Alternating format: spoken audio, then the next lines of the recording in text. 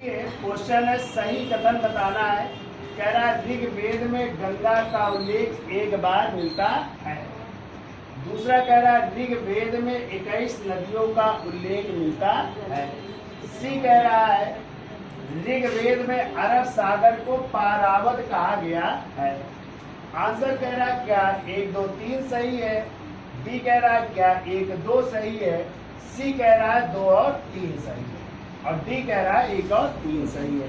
आप लोगों ने सबने आंसर दिए। सबके आंसर, किसी ने ए दिया, किसी ने बी दिया, किसी ने सी दिया, किसी ने डी दिया। ठीक है, चलिए अब इस पे चर्चा कर लेते हैं। तो पहला कह रहा है ऋग्वेद में गंगा नदी का उल्लेख एक बार मिलता है। ये सही है। तो गंगा नदी का उल्लेख एक बार है। सरयू नदी का पूछा जाए तो उसका भी उल्लेख एक बार है। ठीक है, यदि पूछा जाए यमुना नदी का उल्लेख कितनी बार है, तो यमुना नदी का उल्लेख 3 बार है।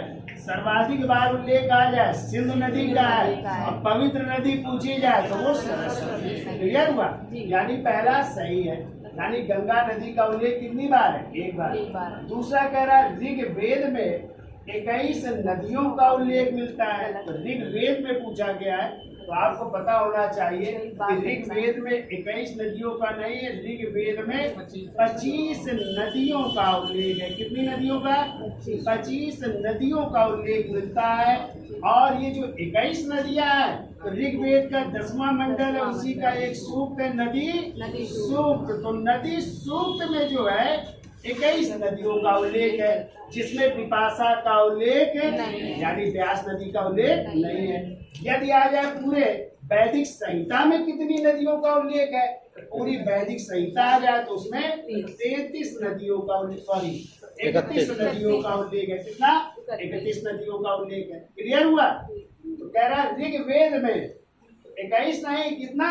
25 नदियों का उल्लेख है। ठीक है, और नदी सूक्त होता है यहाँ पे तो 21 नदियां होती। पूरे वैदिक संहिता में पूछा जाता तो कितनी नदियों का?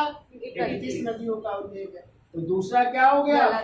गलत। तीसरा कह रहा है ऋग्वेद में अरब सागर को क्या कहा गया? पारावत कहा गया। सही है ये, क्योंकि कहा गया है कि जो सिंधु नदी है वो कहाँ पे गिरती है? पारावत में गिरती है। पारावत का मतलब है अरब सागर में गिरती है। तो ये भी सही है। ठीक है, यानी आंसर आपका क्या होगा? पहला और तीसरा होगा। ठीक है, ये भी गलत है।